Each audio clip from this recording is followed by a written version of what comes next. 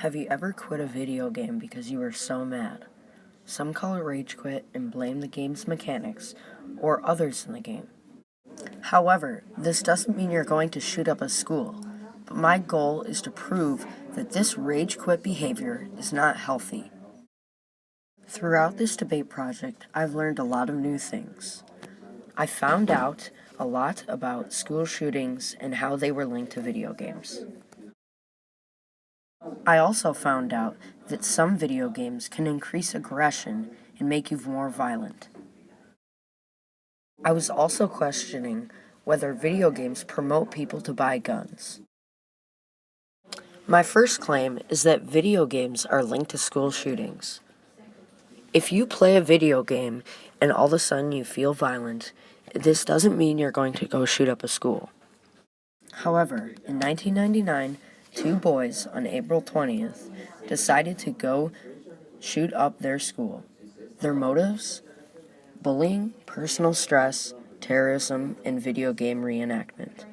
They ended up killing 12 students and one teacher.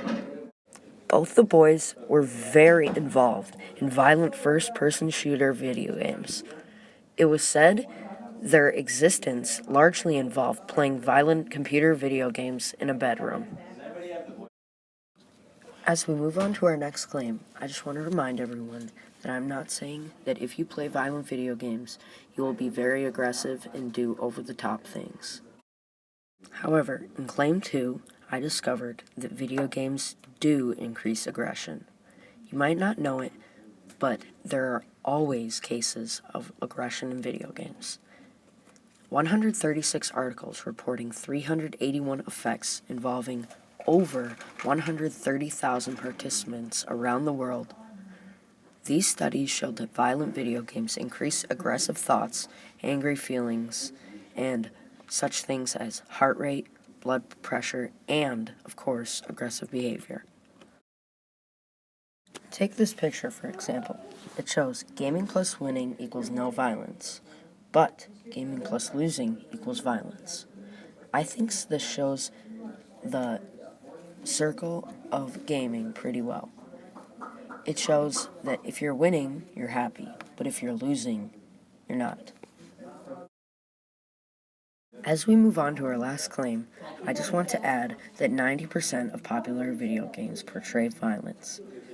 This can vary from a lot of things, from Super Mario Kart knocking little characters off, to Grand Theft Auto and driving in cars and shooting people. The CEO of the National Rifle Association, Wayne LaPierre, added that he believes now that children are becoming targets of many different gun corporations. These corporations try to sponsor and get sponsored by different video games and allowing them to use their guns' names / brands. They do this because many video games consist of violence and use guns in their video games. If they can get children to like their guns, they could potentially have a future customer. Someone could always say, of course, there are ratings on video games, but it's easy to have an M-rated video game in a child's hand. All they have to do is have a parent unknowingly go to the store, pick it up, and give them the game. Lots of people also say that video games help you interact with other people. I have been online very many times, and I've realized that sometimes it's not the safe and happy place that the video games say they are. They're filled with swear words, slurs, and many threats.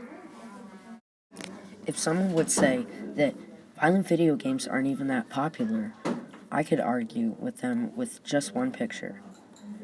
The top 3 video games that are purchased are Grand Theft Auto, Call of Duty, and Destiny. All these games consist of violence. Even if it's sci-fi, it still contains of guns and violence.